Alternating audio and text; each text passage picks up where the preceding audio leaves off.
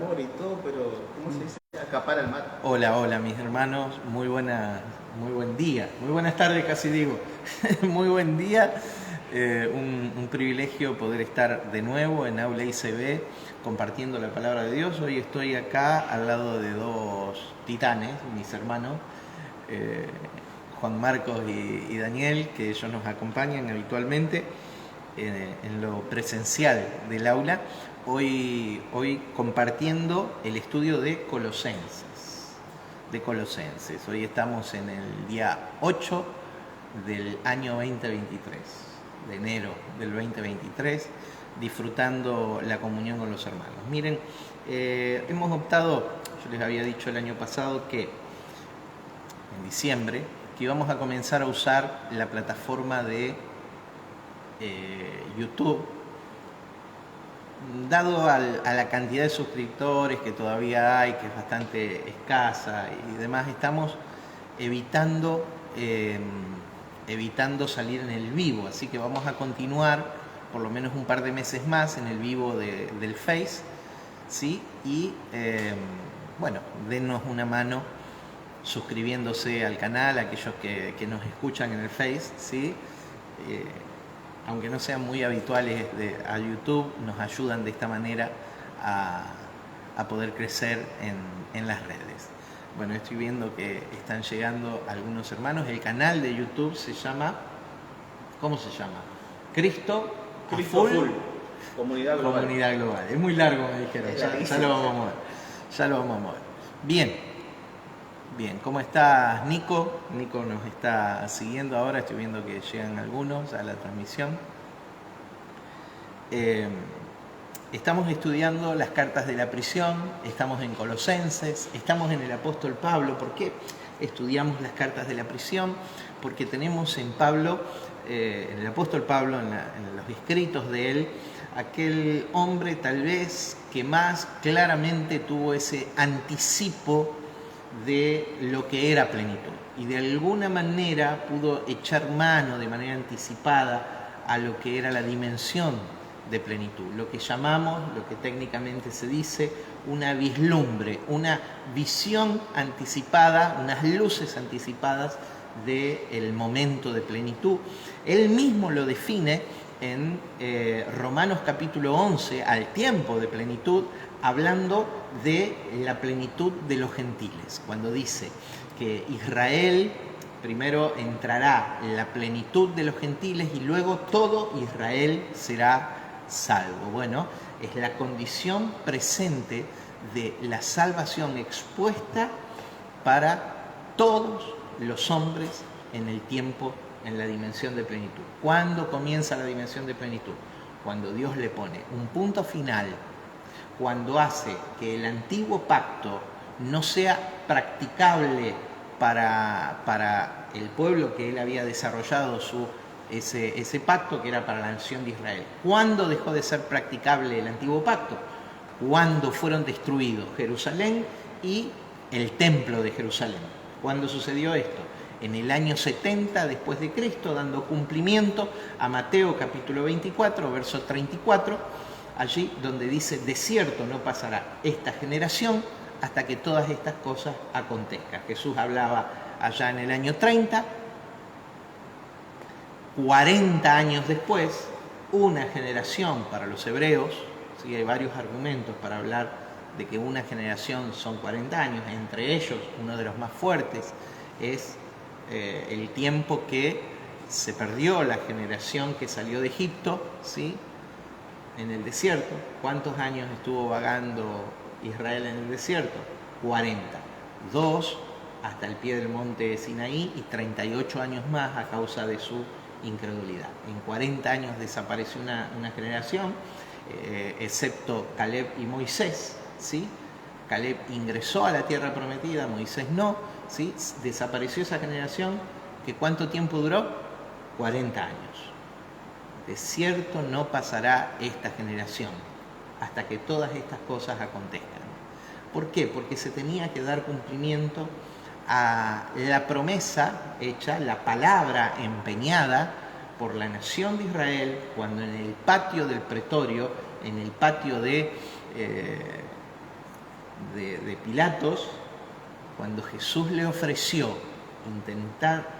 cuando Pilatos le ofreció a la multitud, intentando negociar con ella para que no sea derramada la sangre inocente que Pilato mismo reconocía como inocente, por eso se lava las manos, y expone a Barrabás y expone a Jesús. Elijan ustedes a quién voy a soltar en esta su fiesta de Pascua, a quién voy a soltar, y toda la multitud dice Barrabás, Barrabás. ¿Y qué dicen a continuación? ¿Se acuerdan? Pilato dice, ningún mal he encontrado en este hombre, y trae agua y se lava las manos, y la multitud grita algo diciendo, la sangre de este sea sobre nosotros y sobre nuestros hijos. A ver, no estamos hablando de cualquier sangre, del que se había presentado en la escena del mundo como el unigénito, ¿sí? La sangre del unigénito, la sangre del Mesías para Israel, estamos en un contexto netamente judío, sea sobre este y sobre nuestros hijos. Eso no quedó sin cumplimiento. En el año 70, Jerusalén fue devastado en las guerras de los judíos, tanto bajo el mando de Vespasiano como de Tito. Se cree que alrededor de 1.200.000 hebreos en aquel tiempo, ¿no? En aquel tiempo, perdieron la vida. Se cree que unos 200.000 hebreos fueron llevados esclavos fuera de aquella tierra, ¿sí? Cosas terribles pasaron. Todo esto lo tenemos en el registro que Flavio Josefo hace de ese tiempo. Así que bueno, estaría bueno aquellos que quieren profundizar. Hubo algunos que me dijeron que quieren estudiar Apocalipsis a partir del material que estamos subiendo al canal de YouTube. Lean, por favor, si realmente quieren estudiar el contexto del Nuevo Testamento, para qué, por qué, para quién se dicen las cosas que se dicen y no aplicarlo así como viene, tienen que leer Las guerras de los judíos de Flavio Josefo, ¿sí? Las dos obras de Josefo, pero principalmente esta, Las guerras de los judíos, especialmente en los dos últimos capítulos, ¿sí? Los dos últimos capítulos que tienen todo este relato de la destrucción de Jerusalén y el cumplimiento de todas esas profecías dadas por Jesús, entre otras Mateo 24, ¿sí? Bien, pero estamos en Colosenses. Aquello marcó el inicio de la plenitud de los gentiles, ¿sí? Pero estamos en Colosenses, y en Colosenses lo que vemos es plenitud por todos lados. La palabra clave del libro es plenitud. En el capítulo 2, verso 9, que es el versículo clave de Colosenses, dice, porque en Él habita corporalmente toda la plenitud de Dios. Porque en Él habita corporalmente toda la plenitud de Dios.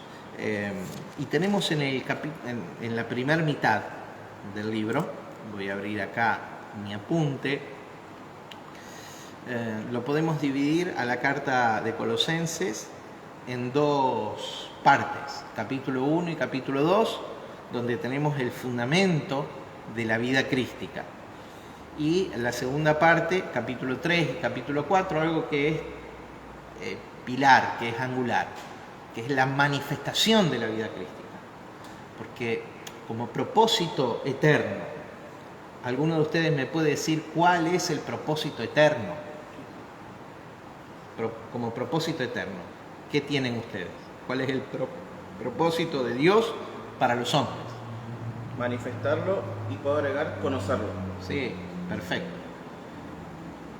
Conocerlo, manifestarlo. Fíjate que el apóstol Pablo habla de esto en Romanos 8 y usa la palabra conocer, a los que antes conoció, ¿sí? Dios a nosotros, pero usa la palabra conocer, que es un conocimiento experimental. Los predestinó para que fuesen hechos hijos suyos, adoptados hijos suyos, poner como hijo adulto en su familia. Dice, ¿para qué? Cláusula de propósito. Cada vez que en la Biblia aparece un para qué, tenemos allí una cláusula de propósito. ¿Para qué? Para que llevemos la imagen de Cristo en nosotros. La imagen del Hijo, dice. La imagen de Cristo en nosotros. A partir de ahí, acuñamos un término para no hablar de la vida cristiana, que está tan manoseado el término en general. Modificamos un poco y quiero ajustar un término que estamos no acuñando, pero sí utilizando, reflotando, ¿sí? Que es la expresión de vida crística. Nosotros hablamos de vida crística. ¿Qué es la vida crística? La vida crística es básicamente la vida de Cristo a través de nosotros. No es la práctica de buenos principios morales, como nos enseñó la religión, que es la vida cristiana. Lo que dijo la religión en otro momento, el buen testimonio. No, es simplemente, es mucho más sencillo. La vida crística es la vida del Cristo en el que somos, de lo que está hecho nuestro espíritu. ¿De qué está hecho nuestro espíritu? De Cristo. Manifestada, exhibida, ¿sí? En carácter y obras. En carácter y obras a través de nosotros. Cuando digo obras, hermano, ¿a qué me refiero? Las cosas materiales. A materializar el carácter de Cristo, a hacerlo visible.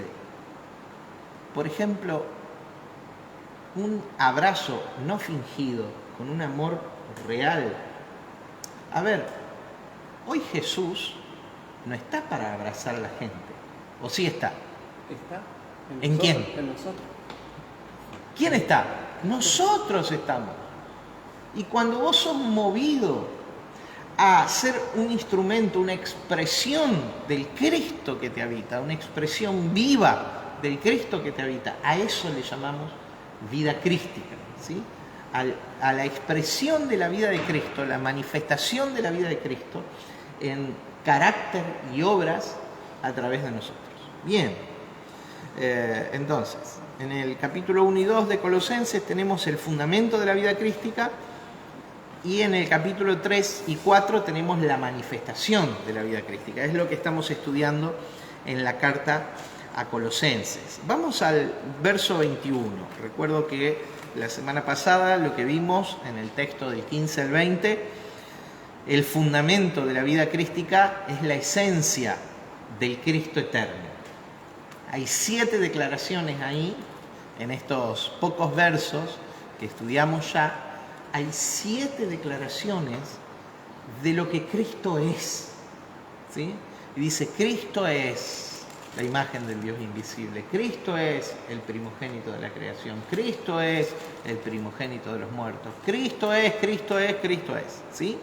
Entonces ahí tenemos que el fundamento de la vida crística, la expresión de la vida de Cristo en nosotros, a través de nosotros, es la esencia del Cristo eterno. Cuando hablamos de esencia, recuerdo esto para refrescarnos la memoria, pensando que la repetición es un método pedagógico muy básico, muy elemental, así que como tengo tiempo, el estudio va a durar lo que tenga que durar. Las clases son de 1 hora y cuarto, 1 hora y media a veces, 1 hora algunos, pero hablo de la progresión en el tiempo, la cantidad de horas que nos va a llevar exponerlo, las necesarias, hermano. Por ahí algunos dicen es muy lenta la exposición y demás. Nos tomamos el tiempo porque la idea es iluminar el entendimiento, ¿sí? Dar los argumentos para que el Espíritu sople sobre ellos en tu vida y te revele al Cristo del que estamos hechos. Por lo tanto, vimos la semana pasada el fundamento de la vida crística, lo que Cristo es, la esencia del Cristo eterno, y repito esto. La Iglesia, con un dejo de retraso, de atraso, no marcando la hora del mundo que vive, añorando el esplendor de la iglesia del primer siglo,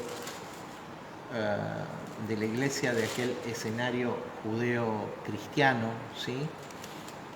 Sin entender la transición, los cambios de administración de Dios en los tiempos, marcando un atraso. Lo que sucedió es que se movió bajo un paradigma, bajo una perspectiva, bajo un lente de presencia.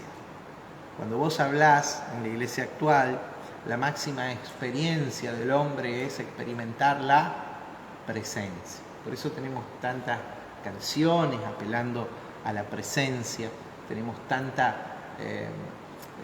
predicación motivacional hablando de la presencia. Por eso tenemos cierto dejo de confusión cuando hablamos de la presencia y creemos en una presencia intermitente. El movimiento de la unción ha instruido al mundo en general hablando de una presencia que viene, que desciende, que se manifiesta de algún lugar, ¿sí? Pero quiero decir esto: la presencia es. ¿La presencia qué? Es. La presencia es. ¿Por qué la presencia es? Porque presencia era el paradigma de la iglesia en esa transición judeo-cristiana, ¿sí?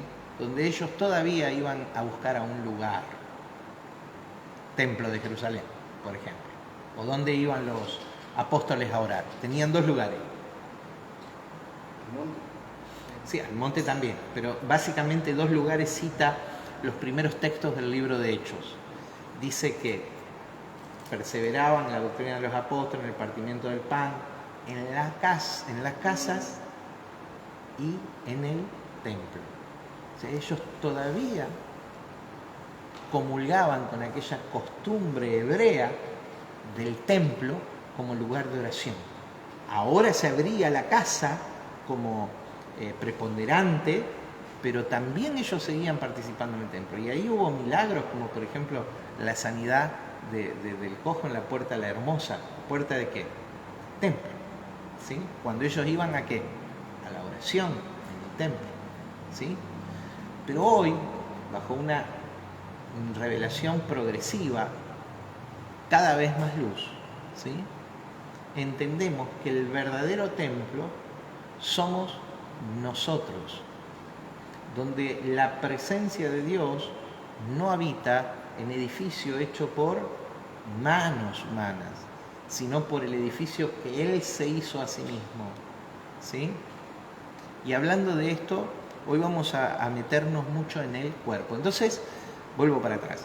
En lugar de estar gobernados por un paradigma de presencia, lo siento, pero tengo que decir esto claramente: si hasta acá vos tomaste que la presencia es tu máxima posibilidad de experimentar a Dios, yo te digo que hay un nivel más. Meditalo en la Escritura. Ya no es más la presencia, sino ahora la esencia. Y en el castellano hay un juego de palabras para entender esto. Decí conmigo pre. Y después vamos a dividir la palabra. Presencia. Preesencia. ¿Sí? La presencia marca a Dios como algo externo a nosotros mismos. Pero la esencia, diga conmigo esencia, que es la luz que nos trae plenitud, ¿sí? La esencia ya no es Dios como algo separado de nosotros, sino como algo alguien totalmente fusionado, dicho en una palabra, mimetizado, fusionado, decimos nosotros, en nuestro ser. De tal modo que una parte de lo que somos, esa parte extraordinaria, que es el espíritu, está hecho de Dios mismo. ¿De qué estamos hechos? Hechos de Dios mismo, hechos de Cristo. El Espíritu Santo, el Espíritu de Cristo, ¿sí? es lo que funciona en nuestro espíritu hoy. Pero hay que despertar a esta verdad. El problema para poder vivenciar, experimentar, manifestar esto, está en nuestra alma. Entiéndase la dimensión alma-mente, para el trazo de una antropología que nos ayuda a entender estos misterios del espíritu, ¿sí?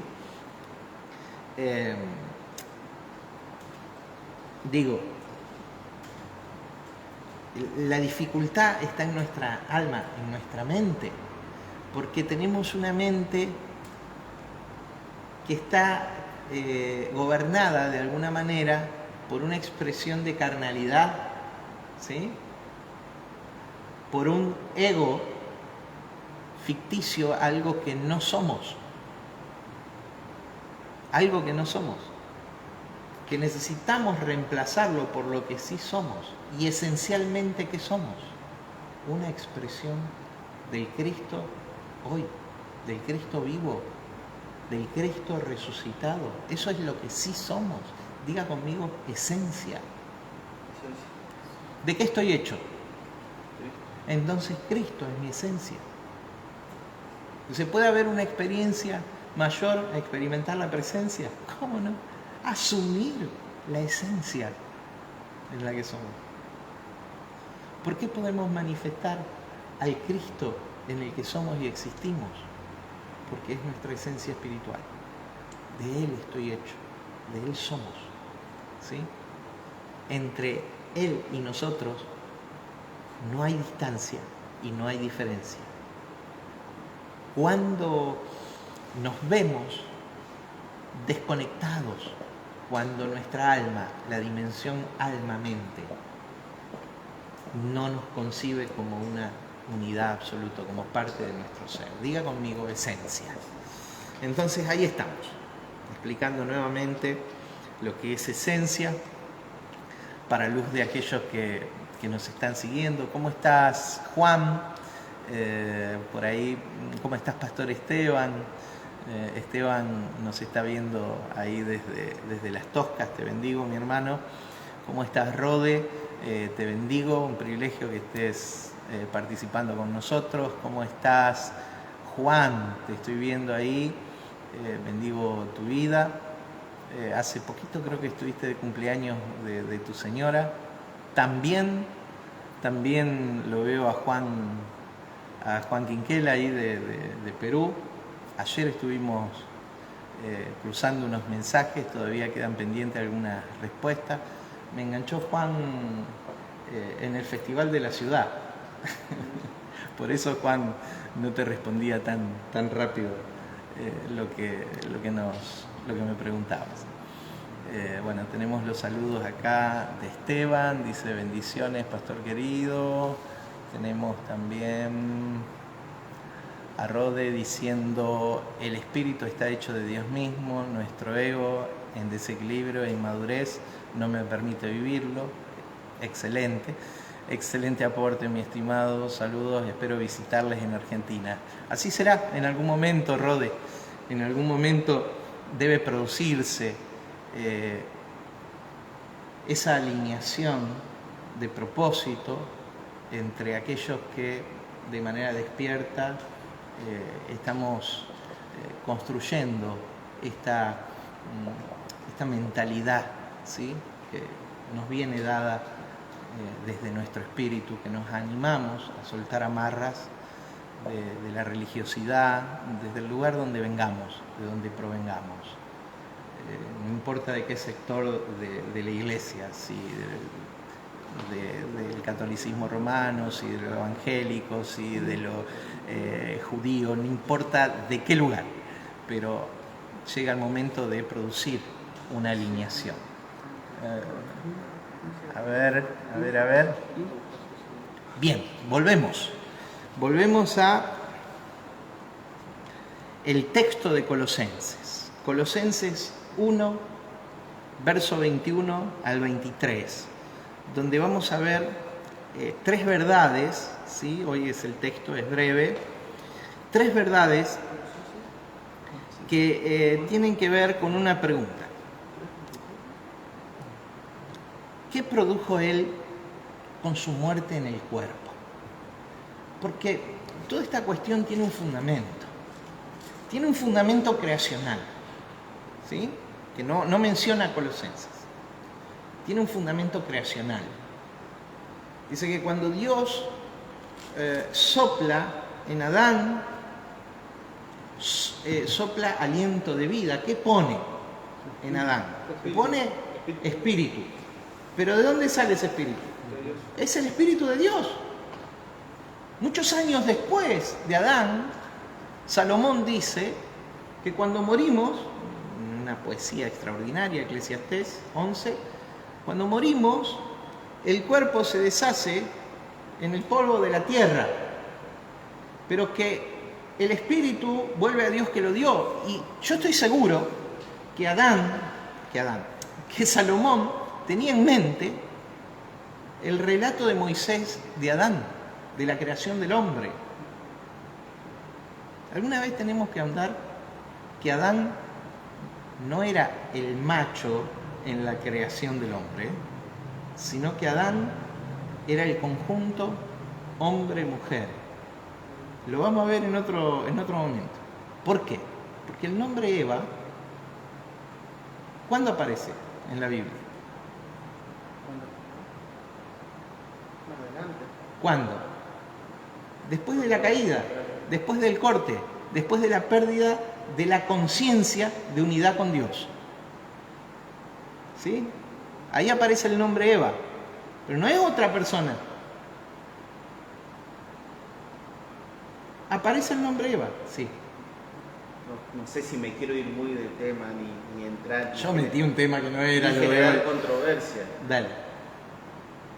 ¿Por qué entendemos que Adán era una persona? ¿Por qué era un hombre? ¿Por qué no? En principio, Sí, en principio es la fue- unidad, el ser humano. La traducción siempre para hombre en la Biblia es ser humano. Sí. El original es ser humano, ser Sí. humano, ser humano. ¿Viste? Ya vamos a poder profundizar en esto no hoy, porque si no ni vemos. Entonces hay un argumento, ni vemos Colosenses, hay un argumento creacional que tiene que ver con que Dios puso su espíritu en el hombre. Salomón, estoy seguro, pensando en la creación del hombre, tomado de la tierra, dice que el cuerpo, la carne, vuelve a la tierra, el polvo vuelve al polvo, pero el espíritu vuelve a Dios que lo dio, porque sopló Dios en Adán, ¿sí? Y puso su espíritu, de tal manera que el hombre es un ser viviente a partir de lo que recibe de Dios, el espíritu de Dios. Luego, el cristianismo principalmente pentecostal, dice que se recibe el Espíritu Santo, ¿sí? Pero nosotros hoy, en esta era de plenitud, podemos saber, porque ya lo había profetizado Joel, cuando en el capítulo 2 de Joel dice: derramaré mi espíritu sobre toda carne, no sobre los que creen,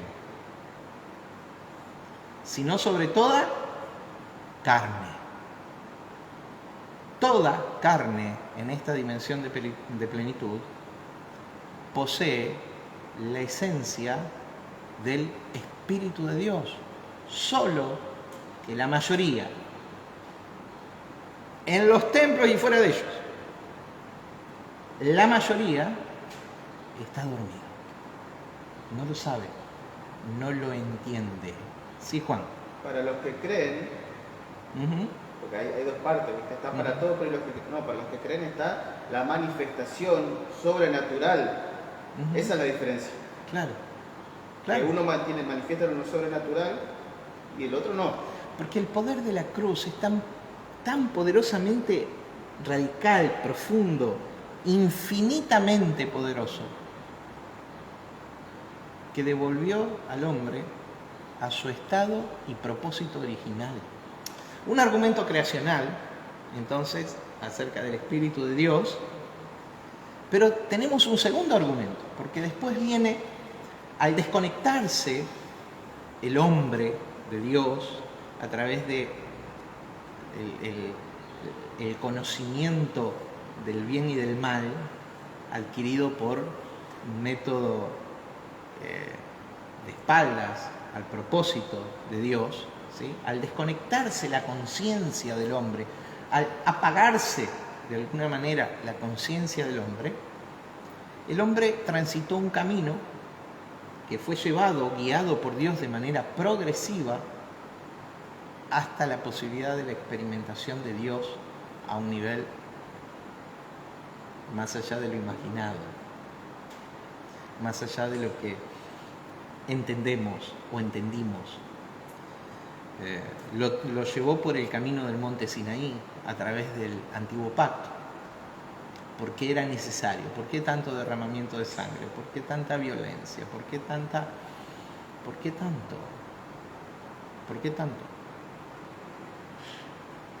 Algunos tienen un conflicto muy grande con la idea de un Dios represivo, como ven en las páginas, como justamente ven en las páginas del Antiguo Testamento, de un Dios tan demandante y exigente. Yo no tengo tanto problema con aquello. Sigue siendo el mismo Dios de amor. El mismo Dios de amor que dio la solución de manera anticipada cuando Apocalipsis 13:8 dice que el Cordero fue inmolado antes de la fundación del mundo. O sea, ya estaba la determinación eterna de la salvación del hombre y de poner al hombre, porque cuando hablamos de gracia en la dimensión plenitud, no hablamos de la gracia del nuevo pacto. Ahora voy a seguir con cómo Dios fue llevando de la mano al hombre hasta un estadio de plenitud. No hablamos de la gracia del nuevo pacto, sino hablamos de algo que también es un término de Pablo. Esta es la vislumbre de lo que él vio inmediatamente, unos 10 años después de lo que iba a ser su partida, algunos años menos, de cuando él lo escribe. Él vio una gracia plena, absoluta, que no le faltaba nada. Una gracia que no es condicional, ni siquiera creer. Es una gracia absoluta, una gracia plena. La gracia vigente hoy sobre la humanidad. Gracia que manifiesta el amor eterno de Dios. Porque dije que iba a contar cómo fue Dios llevando de la mano al hombre. Primero por el antiguo pacto y mostrándose, revelándose tan exigentemente, luego en el nuevo pacto.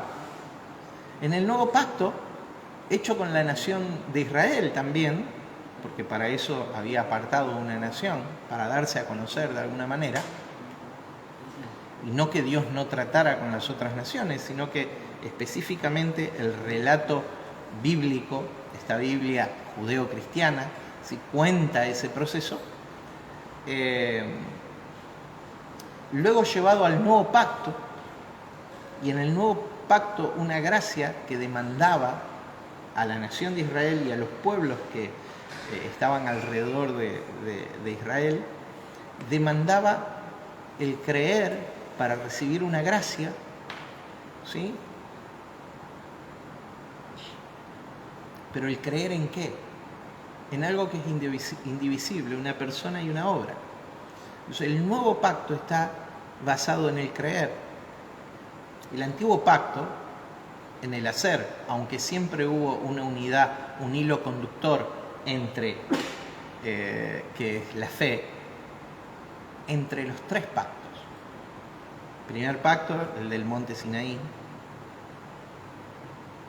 que mostró a un hombre separado de Dios. Segundo pacto, el monte Gólgota, ¿sí? Que mostró un pacto que es el nuevo pacto, hecho con la nación de Israel y beneficiado al resto de las naciones de la tierra, pacto condicional, pacto que demandaba creer, para moverse en él, el nuevo pacto, un pacto de amor, con un nivel de amor superior al anterior, pero hay un tercer pacto. Diga conmigo pacto eterno. Animate a decir pacto eterno. Bien. Pacto eterno. Tercer pacto, que es el de la plenitud, el monte Sión, el reino de Dios, abierto para todos los hombres, abierto para todas las naciones, en el que vivimos. ¿En dónde? En la dimensión del Espíritu. Y que demostramos solo a través del entendimiento, que demanda un cambio de mentalidad, que demanda un cambio de matriz. Y la matriz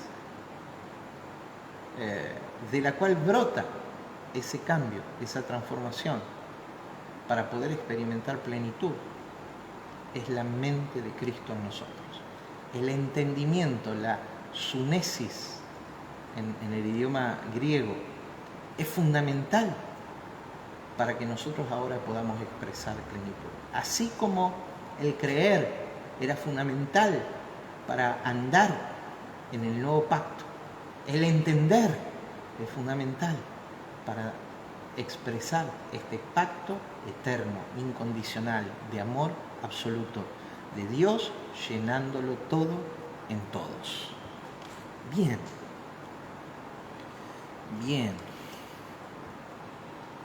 ¿Cómo estás, Steven? ¿Cómo estás, Claudia? Los bendigo.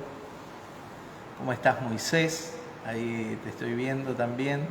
Bueno, algunos de los hermanos que están siguiendo la clase ahora. Y entonces, ¿qué produjo Él con su muerte en el cuerpo? ¿Sí? Esta cuestión que algunos se horrorizan y dicen, ¿cómo? Un Dios de amor va a permitir, es más, va a demandar la sangre de su propio Hijo. Bueno, para poder transicionar, para poder transitar al hombre desde esa conciencia apagada en la dimensión del Espíritu a una conciencia de fusión absoluta en la esencia de Dios, esto fue posible, esto es posible a partir de la manifestación de la cruz de Cristo. Algunos dicen, no fue Cristo el que estuvo en la cruz. Sí, fue Cristo el que estuvo en la cruz. Y separan Jesús de Cristo, Cristo como la esencia de Jesús. Y se puede entender de esa manera.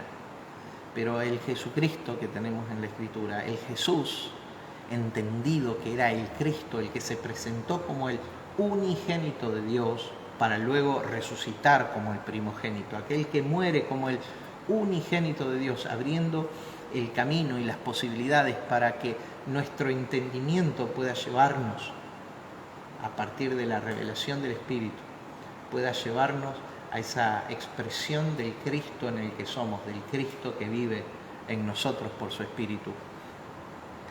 Fue fundamental la obra de la cruz del Calvario. Y la cruz no pertenece a la temporalidad. Si bien hubo un año 30 en el que Cristo colgó de la cruz en un escenario cultural, judío, histórico, hay un hecho histórico donde Jesús colgó de la cruz, pero este hecho pertenece a la dimensión de la eternidad, el presente permanente de Dios. Miren, la cruz de Cristo es entonces la fuente de donde brota la vida crística, de donde brota el carácter y las obras de Cristo para nosotros, donde es legal el reino y la participación del reino de Dios de nuestras vidas, donde se hace evidente, donde nos muestra el camino, el acceso, ¿sí?, a la posibilidad de experimentar esa plenitud que pertenece a la dimensión del Espíritu y que tenemos posibilidad de manifestarlo en nuestra vida. Tres verdades esenciales, sí. Como es ahí que dice Juan 3:17, creo que dice que el único Dios que te conozcan a tú, el único Dios verdadero. Realmente, esa fue la manifestación de Dios realmente en la Y esta es la vida eterna, que te conozcan a ti, el único Dios verdadero, y a Jesucristo a quien has enviado. Hoy hablé del pacto eterno. El pacto eterno tiene algunos elementos. Vida eterna, palabra eterna, ¿sí? Todo lo que tiene que ver el Evangelio eterno, que es la proclama de esa verdad de la cruz, muerte y resurrección de Cristo. ¿Por qué yo digo Jesús el Cristo muere en la cruz? Es la cruz de Cristo. ¿Por qué? Y no la cruz de Jesús. Algunos hacen la diferencia.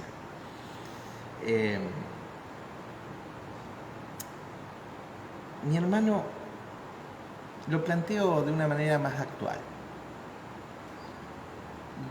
Muchos de nosotros hemos pensado, ¿dónde está Dios cuando a mí me pasa esto? Cuando estoy sufriendo un abuso, cuando estoy padeciendo una enfermedad, cuando veo a alguien en agonía, cuando veo a alguien en profunda necesidad, cuando veo a alguien casi como desahuciado.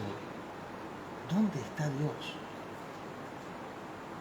Y la respuesta a dónde está Dios, Dios está en el que está sufriendo.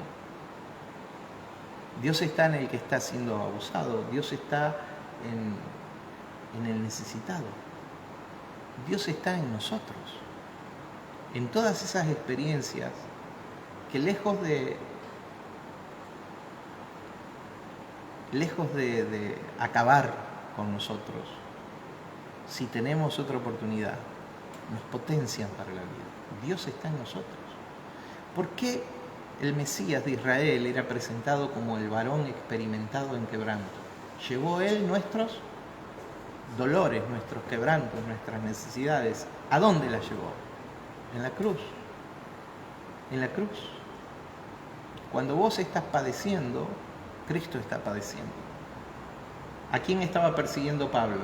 El Saulo de Tarso, antes que se le manifieste el Cristo en el camino a Damasco. ¿A quién estaba persiguiendo? A los primeros cristianos. Y la expresión fue, ¿por qué me persigues? ¿Quiénes estaban padeciendo? Los primeros cristianos. A ver, ¿a dónde está Dios cuando el hombre padece? En el hombre. ¿A dónde estaba Dios cuando Jesús padecía en la cruz del Calvario? ¿A dónde estaba? En Jesús. Porque su naturaleza asumida de Jesús, el por aquel entonces unigénito Hijo, único Hijo, se había presentado ante la humanidad. La naturaleza de Cristo, ¿dónde estaba? En Él. Hasta que resucita y lo hace como el primogénito Hijo, el primero de muchos otros. ¿Vos querías decir algo? Por eso te veo la cara, por eso te pregunto. No, por eso dice Cristo que realmente, no es que realmente cuando te rechazan a vos, no es que les rechazan realmente, no es que les rechazan, no te rechazan a vos, sino a Él. Por eso vos tenés ya la esencia. Por eso muchos realmente no compartirán con vos realmente, porque tu esencia es la esencia de Dios, la esencia de Dios realmente. Tu vida y mi vida. A ver, voy a poner un ladrillo medio final. Lo dejo ahí, alguno lo tomará, otros tendremos que meditarlo mucho. Tengo que reconocer que en mi vida fue producto de mucha meditación y lo seguirá siendo todavía.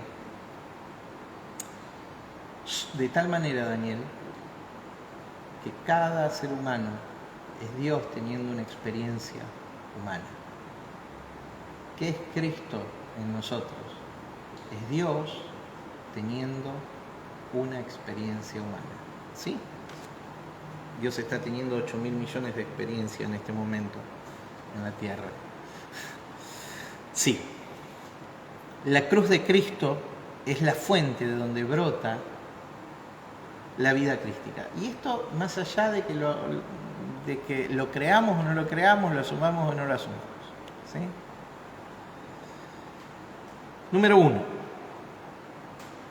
El apóstol Pablo ya decía en ese anticipo de plenitud, hablaba de la condición del hombre antes de la cruz, la conciencia del hombre antes de la cruz. Fíjense que en el verso 21 dice: y a vosotros también, que erais en otro tiempo extraños, extranjeros y enemigos. En Efesios capítulo 2 dice extranjeros y advenedizos. Acá dice extraños y enemigos. En vuestra mente, haciendo malas obras, ahora os ha reconciliado. Y la palabra reconciliar ahí es acercar. Acercar. Ahora os ha reconciliado. Entonces, ¿cuál era la condición, cuál era la conciencia del hombre antes de la cruz? Separación. De tal manera que el antiguo pacto decía que los pecados, ¿qué eran los pecados? Los pecados eran la transgresión a la ley. ¿A qué ley? A la ley de Moisés. Los pecados habían hecho división entre el hombre y Dios. ¿Sí?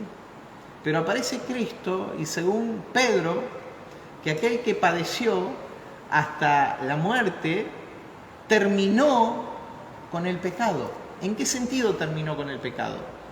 De manera judicial, de tal manera que el poder del pecado, que era la muerte, la separación, la desconexión de la conciencia de unidad con Dios en el hombre, ya no tenía más razón de ser. Solamente la religión ha perpetuado en el hombre, con una intencionalidad oscura, esa condición de separación del hombre, porque Cristo reconcilió a través de la cruz todas las cosas.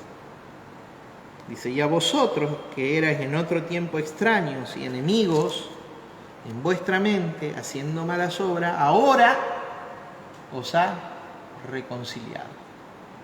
Mi hermano, ese es el poder de la cruz, porque la cruz de Cristo es la fuente de donde brota la vida crística.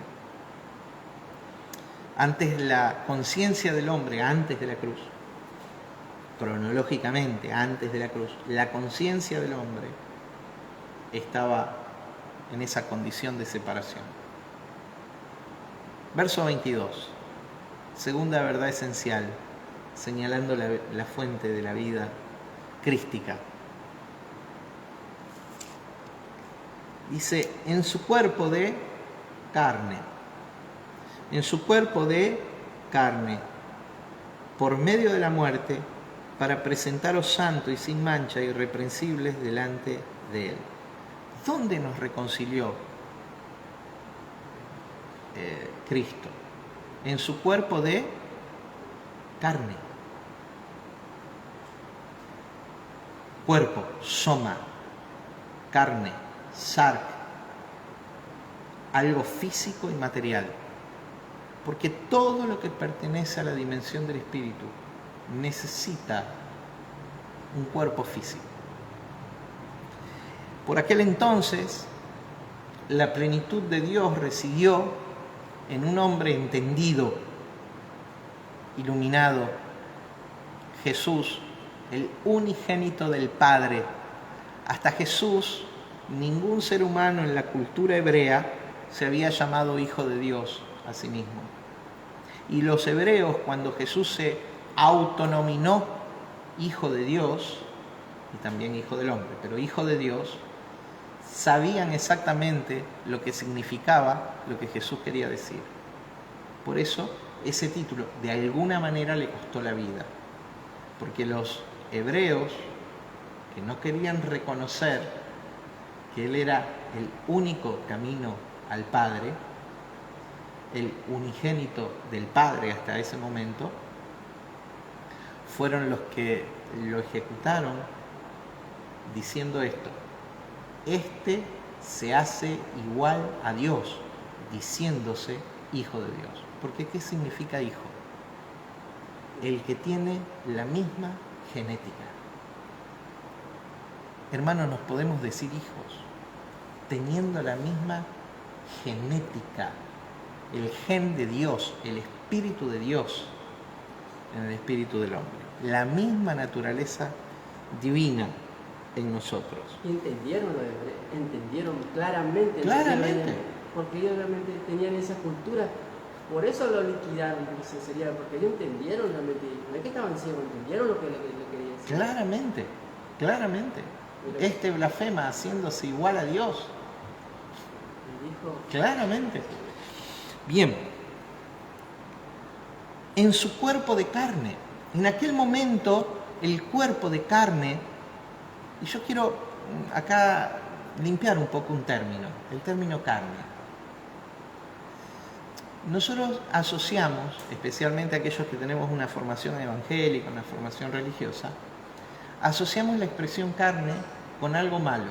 Yo creo que es parte de la herencia del gnosticismo dentro, esto es para los más entendidos y estudiados, es parte de la herencia del gnosticismo dentro del cristianismo. El gnosticismo era aquella corriente filosófica dominante en el tiempo griego que decía que todo lo inmaterial era bueno y todo lo material era malo. ¿Sí? Entonces había una degradación del espíritu desde lo netamente espiritual a lo físicamente material. ¿Sí? Bueno, eso es la base filosófica del gnosticismo. Hermano, pero el cristianismo no es gnosticista en este sentido. Es una herencia, como hay tantos otros rastros filosóficos en el cristianismo que fueron sumados, digamos, pero esto es un error. Nosotros hoy, siglo XXI, todavía tenemos una repercusión de aquella antigua filosofía que se mezcló en el cristianismo, diciendo que la carne es mala. No, la carne no es mala. La carne necesaria, por lo tanto, es buena. ¿Sí? La carnalidad es aquel ego caído, es aquella mentira, es aquella construcción de lo que no somos,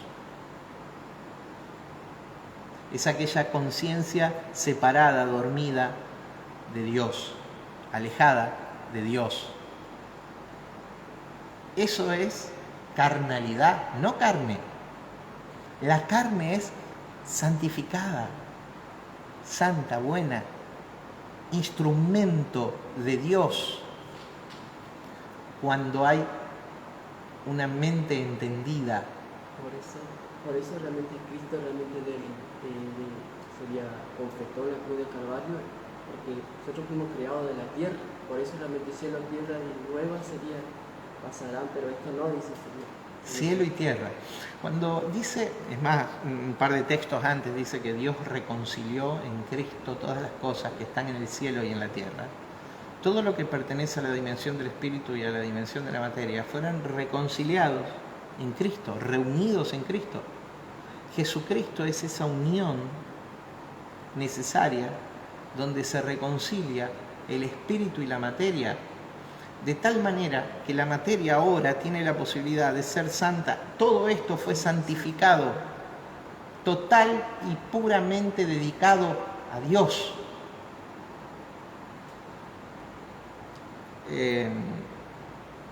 Entonces, carne no es algo negativo, no lo veamos, borremos esa impronta gnóstica del cristianismo, esa marca gnosticista.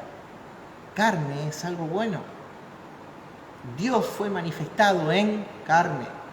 Hoy el máximo nivel de palabra no es la palabra escrita ni la palabra revelada, es la palabra encarnada, porque es necesario un cuerpo para que la verdad del Espíritu inunde el plano físico y material. Es necesario un cuerpo. En aquel momento el cuerpo de Jesús para la crucifixión. Hoy el cuerpo llamado iglesia. Es necesario un cuerpo. Pero la iglesia no institucionalizada, sino la iglesia, ¿sí?, en su plurimultitud de manifestaciones. No exclusivistas, sino aquello que tiende a la unidad. La iglesia bajo el amor y la guía del Espíritu. Hoy el cuerpo somos ¿quiénes? Nosotros. Nosotros somos el cuerpo. Entonces es necesario un cuerpo, es necesario, acá le llama carne, verso 22. En su cuerpo de carne, en el soma, cuerpo de carne, sac. Por medio de la muerte. Entonces la muerte fue el medio. Una vez más, la cruz de Cristo es la fuente de donde brota la vida cristiana. El medio.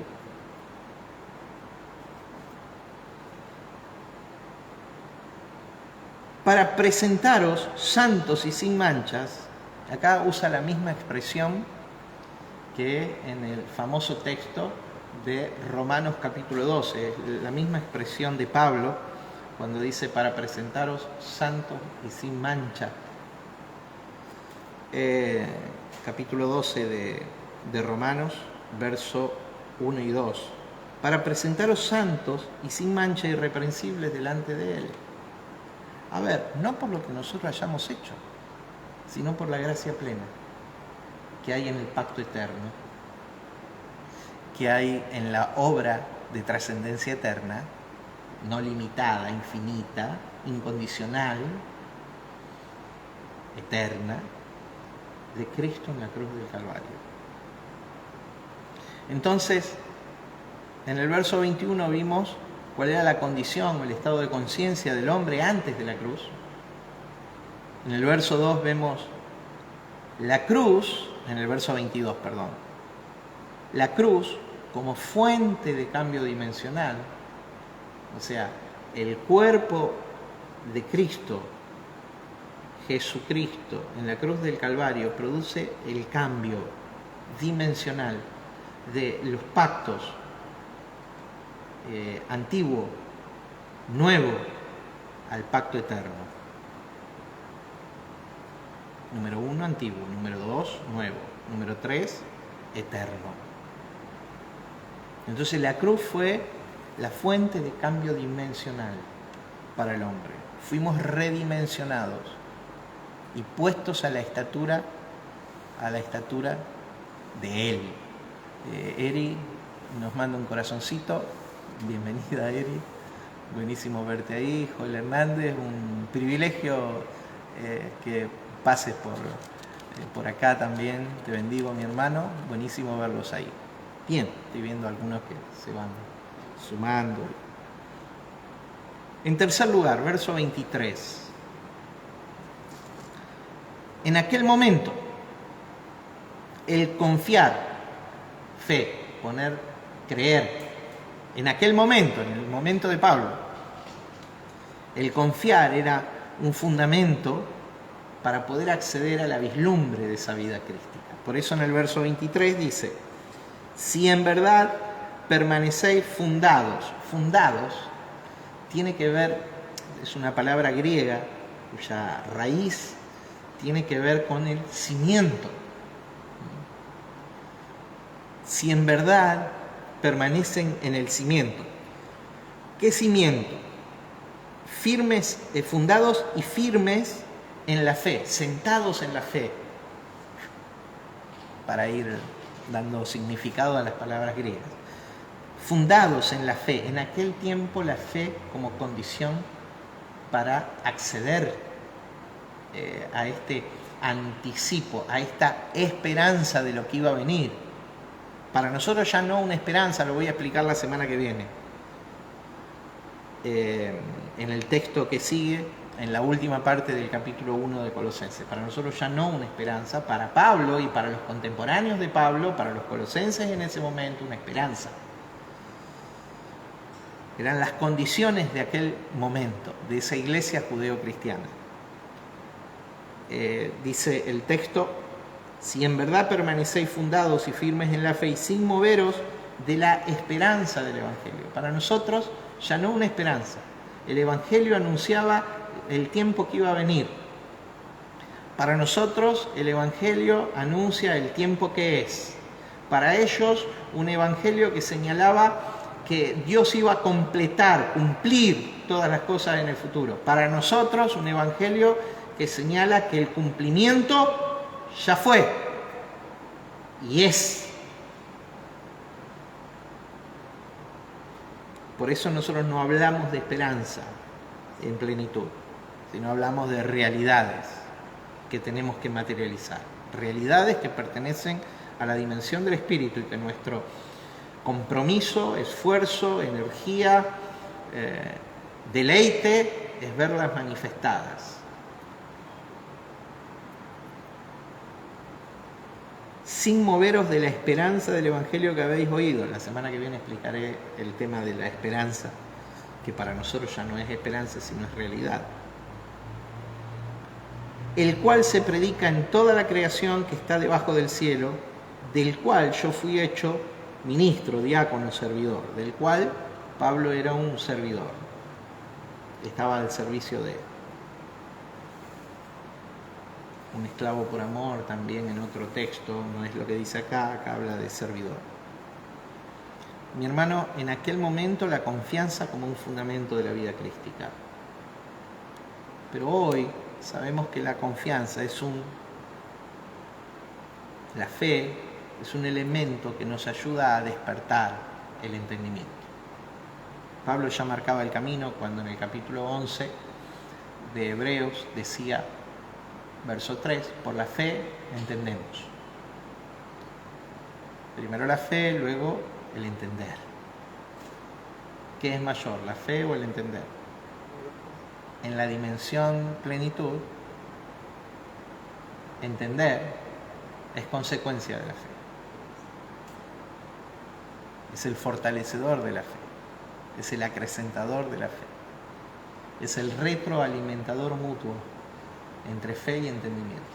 Por eso es que por ahí sería la mente se le mezcla, porque realmente la carnalidad, en realidad sería la carnalidad, sería eso. Entonces, ¿qué hace? Vivir nomás, porque Dios ya lo hizo todo. Entonces, hoy día sería, ya no tenemos que esperar, sino ya vivir. Ya expresarlo, vivirlo. Vivirlo nomás sería. ¿Vivir qué? La eternidad, el Cristo en nosotros. Nosotros no sería. Extraordinario. Mi hermano, y lo estamos aprendiendo día a día. ¿A qué estamos aprendiendo? A Cristo. A la dimensión divina expresada en nuestra naturaleza humana, en nuestro cuerpo, en nuestra existencia, mientras estemos en el cuerpo. Mientras esto tenga vida todavía, es la oportunidad y el día de Cristo para nosotros, para poder expresar la verdad de lo que estamos hechos. ¿De qué estamos hechos? De Cristo estoy hecho. Colosenses, wow. La semana que viene vamos a hablar de la esperanza, que para nosotros ya no es esperanza, es realidad. Hasta acá llegamos, vamos a orar, cerrando este tiempo, pidiéndole al Espíritu de Dios que Él sople vida sobre esta pequeña chispa, estas transferencias, estos pequeños capitales que son transferidos al entendimiento de cada uno de mis hermanos. Que Él sople la vida que viene de la revelación de Dios para que esto cobre vida y se pueda expresar de tal manera que tu vida sea una expresión del Cristo del que estás hecho. Te bendigo y oramos esta mañana. Padre, deseamos de todo corazón caminar en el propósito tuyo, de tal manera, Señor, que nuestra carne pueda ser una expresión del Cristo del que está hecho nuestro espíritu. Ayúdanos, Señor, a vivir sobre la ola, a movernos sobre el poder que produce la mente de Cristo en nosotros, tus hijos, la vida del Hijo de Dios a través de nosotros. Te amamos, oh Dios, estamos fusionados en vos y estamos fusionados los unos con los otros. Ayúdanos, Señor, a poder expresarlo de una manera práctica aquello. Gracias por tu palabra, Señor. Dale vigencia a tu palabra en nuestra vida a través de que podamos encarnarla, manifestarla claramente en el nombre de Cristo Jesús. Amén. Mis hermanos, hasta acá llegamos en el día de hoy. Los amo en el Señor, los amamos, los que hacemos Aula ICB, y es un privilegio cada día servirles. Bueno, seguramente hoy por la tarde va a estar subido al canal de YouTube el estudio de hoy, así que lo van a poder tener ahí. Ayúdennos a difundir el canal y a compartir esto que nos está edificando, ¿sí? A compartir, que Dios te guíe con quién compartirlo, con quién difundirlo también. Nos vemos entonces. Hoy la celebración, para aquellos que son de Reconquista, de acá del norte de Santa Fe, la celebración es a las 20 horas, ¿sí? Estamos en pleno verano acá en Argentina, así que a partir de las 20 horas. Moisés se despide, dice: gracias, sacerdote, estuvo muy bueno. Bueno, te agradezco el valor que le das a este tiempo que pasamos juntos, ¿sí? Donde la distancia es un concepto, ¿sí? Pero que la tecnología nos ha ayudado a superarlo de alguna manera. Hermanos, durante esta semana me voy a comunicar con alguno de ustedes, seguramente, si hay alguien dispuesto a que podamos charlar un rato a través de una videollamada, ahí de WhatsApp o de algún medio de internet, lo vamos a hacer. Los bendigo. Hasta la semana que viene.